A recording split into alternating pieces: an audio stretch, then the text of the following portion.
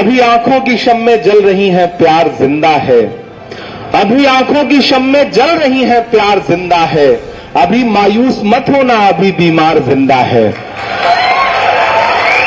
आज अगर जो झूठ वो चाह रहे हैं वो दुनिया के सामने रख दे रहे हैं और वो झूठ बिक जा रहा है, तो सच बोलने वालों को भी एक बार अपने गिरेबान में झांकना पड़ेगा कि क्या हमने सच को सही तरीके से दुनिया के सामने नहीं रखा। क्या घर सजाने का तसव्वुर तो बहुत बात का है, पहले ये तय हो कि इस घर को बचाएं कैसे। बस्तियां छोड़ के जाने को कहा जाता है, पत्तियां रोज गिरा जाती है जहरीली हवा, और हमें पेड़ लगाने को कहा जाता है। ये हो रहा है, लेकिन लगाना तो पड़ेगा, लड़ना तो पड़ेगा। घर की दीवार में खुद तुमने किया है सुराख, अब कोई झांक रहा है तो शिकायत कैसी। खड़ा होकर एक बात कहता हूं, किसी ने कहा है कि जब तक शेर अपनी कहानियां खुद लिखना नहीं सीखेंगे, जब तक शेर अपनी कहानियां खुद लिखना नहीं सीखेंगे, तब तक अपनी कहानियों में शिकारी खुद को महान बताते रहेंगे। और आज वो हमको आपको ये कहने के लिए आते हैं कि ये मुल्क आपका है या नहीं है, आप क्या हैं, आप क्या खाएंगे, आप क्या पहनेंगे। जिन्हें तिरंगे से नफरत है, अपना झंडा प्यारा है, गांधी का कातिल अब भी जिनकी आंखों का तारा है, शर्मनाक इतिहास है जिनका अंग्रेजों से यारी का, वो अब हमको बांट रहे हैं सर्टिफिकेट गद्दारी का। अभी आंखों की शम्में जल रही हैं, प्यार जिंदा है। अभी आंखों की शम्में जल रही हैं, प्यार जिंदा है। अभी मायूस मत होना, अभी बीमार जिंदा है। अगर इस तपती दोपहरी में तकरीबन 40 डिग्री टेम्परेचर में बिना एसी के हजारों लोग, सैकड़ों लोग किसी शहर में कम्युनल हार्मोनी के नाम पे इकट्ठा हैं, तो समझ लीजिए कि कहीं ना कहीं नफरतों से मुल्क ऊब रहा है। यकीनन हम एक मुश्किल दौर में जी रहे हैं, जब हुकूमतों ने नफरत को अपना परमानेंट औजार बना लिया है। हुकूमत ने परमानेंट औजार बना लिया है। जब स्टेट स्पॉन्सर नफरतें उफान पर हैं, ऐसे वक्त में एकजुटता की, मोहब्बत की, सद्भाव की बात करना कितना मुश्किल है और उस पर डटे रहना कितना मुश्किल है। इस खतरे को हम सारे लोग समझते भी हैं, लेकिन खतरा बड़ा होता है तो इसका यह मतलब नहीं कि हम उस खतरे से लड़ना बंद कर देते हैं।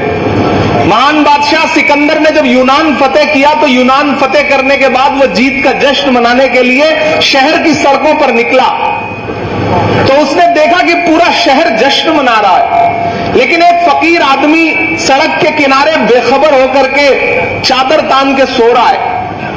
सिकंदर को गुस्सा आया उसे देख करके। सिकंदर अपने घोड़े से उतरा और उतर के उस सोते हुए फकीर के पास गया और उसके पास जाकर के उसे जोर की एक लात मारी और लात मार के कहा कि क्यों रे फकीर, मैंने शहर फतेह कर लिया, यूनान फतेह कर लिया, लोग जश्न मना रहे हैं और तू सो रहा है। उस फकीर ने बिना डरे हुए उनींदी आंखों से सिकंदर की तरफ देखा और देख करके कहा कि शहर फतेह करना बादशाहों का काम है, लेकिन लात मारना गधे का काम है।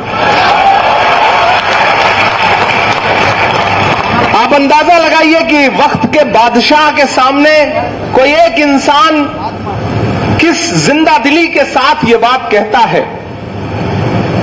आज भी वही वक्त है। वक्त के बादशाहों ने, वक्त के सिकंदरों ने जमहूरियत को ऐसा मैनिपुलेट कर लिया है कि वो हर दिन आम आदमी को लात मार रहे हैं, हर दिन मोहब्बत करने वालों को लात मार रहे हैं। लेकिन बावाज़े बुलंद ये कहने वाले लोग थोड़े कम से हो गए हैं कि लात मारना तो गधों का काम है। उत्तर प्रदेश में खड़ा हूं, आज जो ये नफरत की हुकूमत इक्तदार में दिल्ली पर बैठी है, अगर आंध्र प्रदेश ने अपना एक बैसाखी खींच ली होती, चंद्रबाबू नायडू जी ने अगर अपना जमीर न बेचा होता, तो शायद आज हालात ऐसे नहीं होते। मुझे हैरत है, मैं तो पुराने भाषण सुनता हूं चंद्रबाबू नायडू जी के, और जब उनके भाषण सुनता हूं और मौजूदा हाकिम के लिए उनके जहन और उनके लफ्जों में जो तासीर थी, जब उसको सुनता हूं तो मैं सोचता हूं कि कोई इतना कैसे बदल सकता है, लेकिन वो बदल गए, इसमें कोई दो राय नहीं। घर की दीवार में खुद तुमने किया है सुराख, अब कोई झांक रहा है तो शिकायत कैसी। वो बदल तो गए। सिर्फ 2 सूबे आंध्र प्रदेश और बिहार अगर आज चाह लें तो आज दिल्ली के हाकिम की हिम्मत नहीं है कि वो एक भी बिल ऐसा ला सके जो कॉन्स्टिट्यूशन के खिलाफ हो।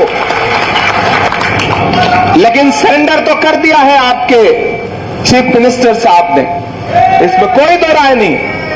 लेकिन इसके बावजूद जब अभी एक बिल आया वक्फ का बिल, जो बिल्कुल कॉन्स्टिट्यूशन के खिलाफ है, एज ए पार्लियामेंटेरियन मैं यहां खड़ा होकर कह रहा हूं कि मैंने पार्लियामेंट में भी डिबेट की और देश के किसी भी प्लेटफॉर्म पे खड़ा होकर यह डिबेट करने को तैयार हूं कि वो बिल कानून और आईन के खिलाफ है, इसमें कोई दो राय नहीं है।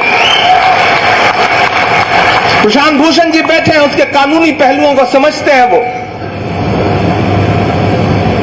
लेकिन उस दिन भी हमने देखा कि जब यह बिल लोकसभा में आया तो अगर 288 वोट 288 वोट्स सपोर्ट में पड़े तो इस मुल्क के 232 वोट्स ऐसे भी थे जो उस बिल के अपोज में पड़े।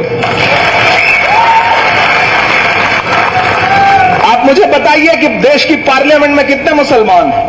बमुश्किल 20, 25, 30, 20 से 30 के बीच का आंकड़ा है।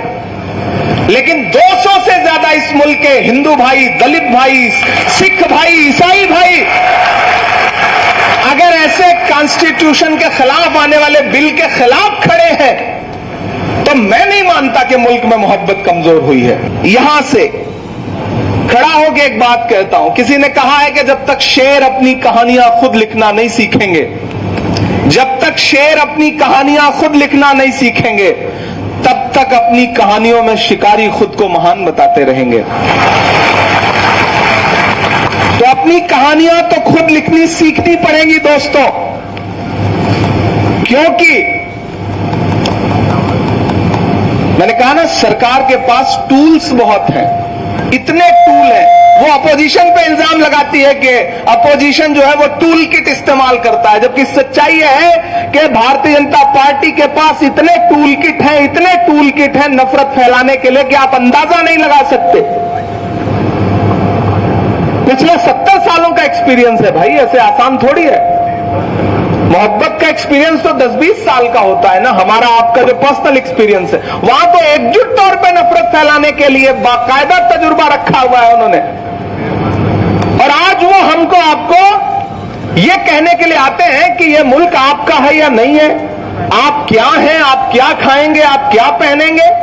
जिन्हें तिरंगे से नफरत है, अपना झंडा प्यारा है, गांधी का कातिल अब भी जिनकी आंखों का तारा है, शर्मनाक इतिहास है जिनका अंग्रेजों से यारी का, वो अब हमको बांट रहे हैं सर्टिफिकेट गद्दारी का। इसलिए न तो शर्मिंदा होइए और न डरिए, अलल ऐलान खड़े होइए।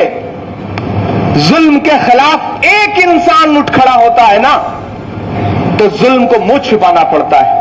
कोई एक महात्मा गांधी उठ खड़ा हुआ ना इस मुल्क में अंग्रेजों के खिलाफ, जब खड़े हुए महात्मा गांधी तो अकेले उठ खड़े हुए, लेकिन फिर पूरा मुल्क चल पड़ा ना, पूरा कारवां चल पड़ा। तो आज तो हम सबको यह सोचना है कि जो हर जालिम से टकराएगी वो आंधी बनाऊंगा। नए अंग्रेज आए हैं, नया गांधी बनाऊंगा। ये लड़ाई बहुत बड़ी है और इस लड़ाई को हर दिन लड़ना है। और मैं अक्सर एक बात हर मंच से पॉलिटिकल, देखिए हर लड़ाई, यहां जो सामने बैठे हैं साथियों, मैं आपसे कहना चाहता हूं, हर लड़ाई का हल पॉलिटिकल तरीके से नहीं निकलता है। हर लड़ाई हुकूमत नहीं लड़ती है, समाज को लड़ना पड़ता है, सोसाइटी को लड़ना पड़ता है, इंडिविजुअल लड़ना पड़ता है।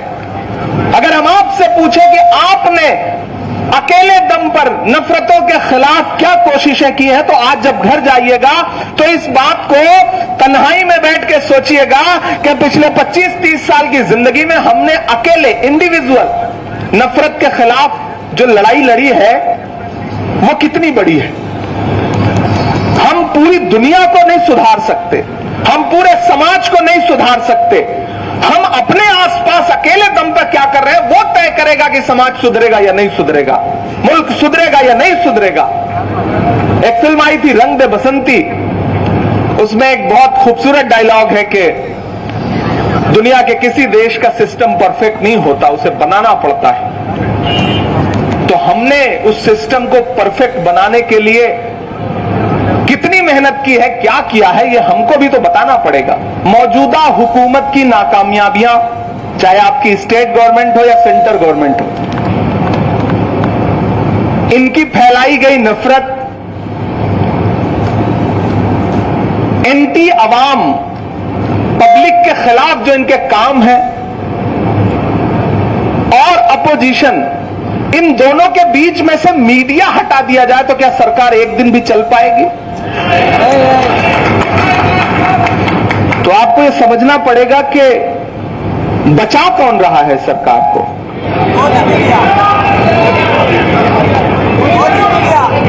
आपको जड़ तक तो जाना पड़ेगा।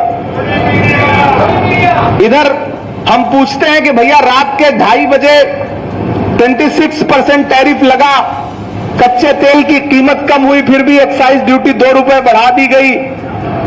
हम सवाल पूछते हैं कि 50 रुपए एलपीजी पे क्यों बढ़ गया, तो वो कहते हैं कि हम तहव्वुर राना को ला रहे हैं और उस पर डिस्कस करते हैं। जब हम ये उनसे पूछते हैं कि कश्मीर में आज भी लोग मारे जा रहे हैं, उस पर सवाल करते हैं, तो वो कहते हैं कि नहीं, वहां पे कोई सेना है जो प्रोटेस्ट कर रही है, और उस पर बात करते हैं। आप जब उनसे सवाल करते हैं कि बहुत हुई महंगाई की मार, अब की बार मोदी सरकार का नारा लगाने वाली सरकार ने आटा, चावल, दूध, दही, पनीर, छाछ, लस्सी और कफन तक पर जीएसटी लगा दी हो, तो मीडिया इस पे सवाल कुछ नहीं क्यों करता? तो फिर मीडिया शाम को आपको प्राइम टाइम में बताता है कि आओ हिंदू मुसलमान पे डिबेट करते हैं। फिर वो उठा करके कोई फुटकर से 2-4 लोग लेके आते हैं, चैनलों पे बिठाते हैं। अच्छा, मीडिया और नेता दोनों मजबूरियां समझिएगा। मैं अभी एक इंटरव्यू में था तो उन्होंने हमसे कहा कि महाराष्ट्र के एक एमएलए ने औरंगजेब के बारे में ये बोला, आप क्या कहेंगे? मैंने कहा वो बेचारे, उनको वाक्पटुता नहीं है, चालाकी नहीं है बोलने की। उन्होंने कुछ और बोला, आपने कुछ और दिखाया, भाजपा ने उसको कुछ और बताया। होता क्या है ना, आप घर से, पार्लियामेंट से या ऑफिस से बाहर निकल रहे हैं, सामने मीडिया के 10 कैमरे खड़े हैं, आपको पता नहीं कि सवाल क्या है, लेकिन मीडिया को पता है कि एजेंडा क्या है। वो बिना कुछ बोले सीधे आपके मुंह में माइक घुसेड़ते हैं और कहेंगे कि मस्तान साहब, कनाडा में फलाने ने ये बोला है, आप क्या कहेंगे? अब मस्तान साहब की मजबूरी है कि मस्तान साहब अगर कुछ ना बोले तो मीडिया कहेगी कि देखो सवाल से भाग रहे हैं, और मस्तान साहब ने कुछ बोला तो उसमें से 10 सेकंड कटेगा और फिर वो मीडिया के एजेंडे का हिस्सा बन जाएगा। और खुदा के लिए एक बात आपसे गुजारिश करता हूं, ये जो चैनलों पर 2000-3000 लेकर के अपनी कम्युनिटी के लोग जो दाढ़ी टोपी के साथ डिबेट करने जाते हैं ना, खुदा के लिए उनको कंट्रोल करिए, उनको पकड़िए। अगर वो आपके इर्द गिर्द कहीं रहते हैं तो उनके घर जाइए कि भैया हम तुमको ये 2000 रुपए दे रहे हैं, प्लीज टीवी चैनल पे मत जाओ, ये अपने पास रखो। उनको एजेंडे का हिस्सा बनने मत दो। उनको न तो सब्जेक्ट पता है, न उनको पॉलिटिक्स पता है, बस उनको टीवी चैनल से फोन आता है और उनको लगता है कि अगले 1 घंटे में टीवी पर रहूंगा। बस इस खुशी में भाई जा करके खुद को भी जलील करवाते हैं, कम्युनिटी को भी जलील करवाते हैं और समाज का भी नुकसान करते हैं। नफरत के ब्रांड एम्बेसडर हैं, आप यकीन जानिए, ये जब अलग बैठते हैं ना, ये जितने भाजपा के मेंबर ऑफ पार्लियामेंट है उसमें से ढेर सारे ऐसे हैं कि जब कैंटीन में हम लोगों के साथ बैठते हैं ना, चाय पीने आते हैं तो कहते हैं मैंने नहीं भाई, आप जो कह रहे थे बात वो सही है, लेकिन पार्टी की मजबूरियां हैं, क्या करें। सच बता रहा हूं, मैं उस दिन वक्फ बिल के खिलाफ बोल करके जब कैंटीन में गया तो मुझको 50 से ज्यादा भाजपा के मेंबर ऑफ पार्लियामेंट ऐसे मिले होंगे जिन्होंने हमसे कहा कि इमरान साहब हमें तो पता ही नहीं था कि वक्फ बिल का यह मामला है, हमें तो लगता था कि हुकूमत ने सारी जमीनें मुसलमानों को दे दी हैं। मैंने कहा भैया, हुकूमत ने हमें जमीनें नहीं दे दी हैं, हमारी जमीनें हैं जिन पर हुकूमत ने कब्जा किया हुआ है। 120 123 प्रॉपर्टीज जिसको लेकर के देश के होम मिनिस्टर ने लोकसभा में कहा कि अगर ये दिल्ली की 123 प्रॉपर्टीज का अमेंडमेंट 2013 में ना आया होता तो हम आज ये बिल लेकर के नहीं आते। इनको हुकूमत ने, कांग्रेस की हुकूमत ने मुसलमानों को दे दिया। जब उन्होंने लोकसभा में बोला तो मैंने अगले दिन, मुझे बोलना था, मैंने उस पर थोड़ा रिसर्च किया। जब मैं रिसर्च करके देश की पार्लियामेंट में खड़ा हुआ था तो सामने होम मिनिस्टर साहब बैठे थे, माइनॉरिटी मिनिस्टर बैठे थे, फाइनेंस मिनिस्टर बैठी थी। मैंने कहा कल अभी होम मिनिस्टर साहब ने देश की पार्लियामेंट में खड़े होकर एक झूठ बोला है, मैं उस झूठ को बेनकाब करता हूं। चेयर पर बैठे हुए डिप्टी चेयर साहब ने कहा कि झूठ जो है वो अनपार्लियामेंट्री लैंग्वेज है।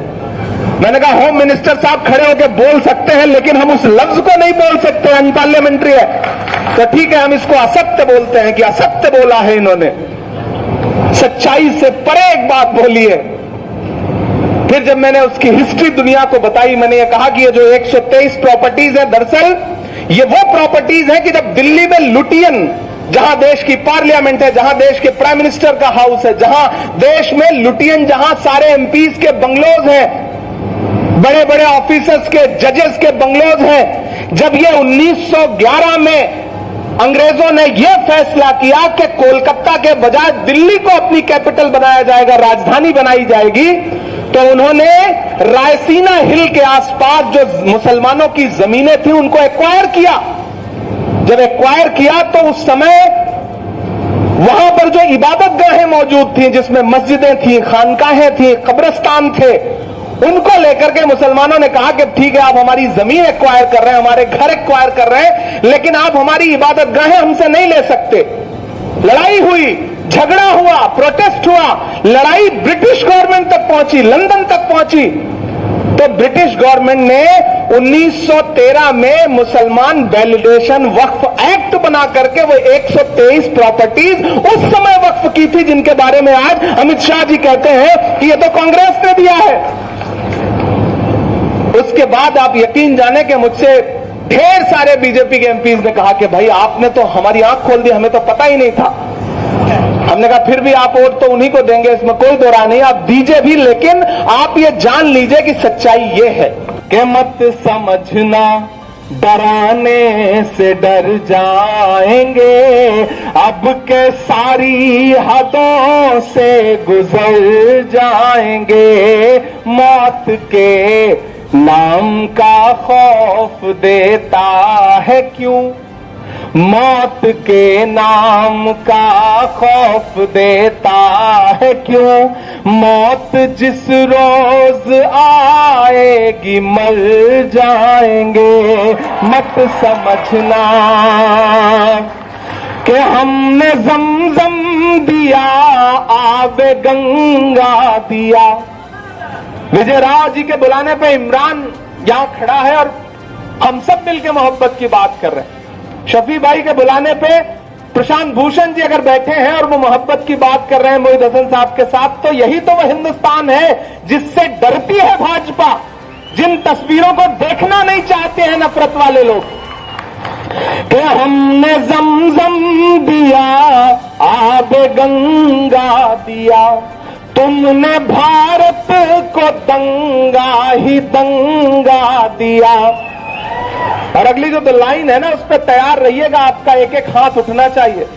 कि हमने ज़मज़म दिया, आबे गंगा दिया, तुमने भारत को दंगा ही दंगा दिया, तुमने एक रंग के ख्वाब देखे मगर, तुमने एक रंग के ख्वाब देखे मगर, हमने हिंदुस्तान को तिरंगा दिया।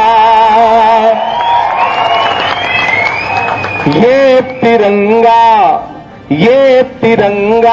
बदन पर लपेटे हुए, ये तिरंगा बदन पर लपेटे हुए, एक दिन इस ज़मीन में उतर जाएंगे, मत समझना डराने से डर जाएंगे, अब के सारी हदों से गुजर जाएंगे।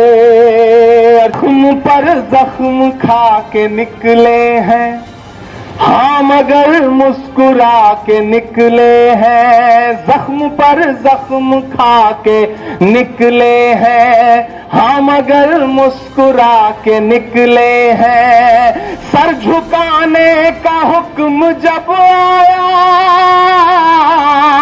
सर झुकाने का हुक्म जब आया, और भी सर उठा के निकले हैं। नारे हक लगा के निकले हैं, नारे हक लगा के निकले हैं। और विजयवाड़ा वालों, हर सितम का जवाब आएगा, देखना इंकलाब आएगा। जिन्हें ये लगता है कि 10 साल 15 साल 20 साल की हुकूमत में वो सब बदल देंगे, अपनी मर्जी का हिस्ट्री, अपनी मर्जी की का इतिहास जो है वो देश के सामने रख देंगे, चंद सड़कों के शहरों के नाम बदलने से वो सारा निजाम बदल देंगे। दरअसल उन्हें पता ही नहीं है कि आप 10, 20, 25 साल के तारीख और हिस्ट्री की जो बात कर रहे हैं, ये हिस्ट्री बड़ी जालिम होती है, तारीख बहुत जालिम है। 50 साल और 100 साल 200 साल हुकूमत करने वाले लोग एक पन्ने में पलट जाते हैं और अगली हुकूमत आ जाती है। यह हिस्ट्री बहुत जालिम है, उन्हें यह बात समझनी पड़ेगी। और इसलिए मैं अल-ऐलान ये कहता हूं, मेरा यकीन है ये कि हर सितम का जवाब आएगा, देखना इंकलाब आएगा। अच्छे दिन का किए थे जो वादा, उनका दिन भी खराब आएगा, उनका दिन भी खराब आएगा। झूठ के हाकिमों के चेहरे पर आईना हम दिखा के निकले हैं, नारे हक लगा के निकले हैं, और भी सर उठा के निकले हैं।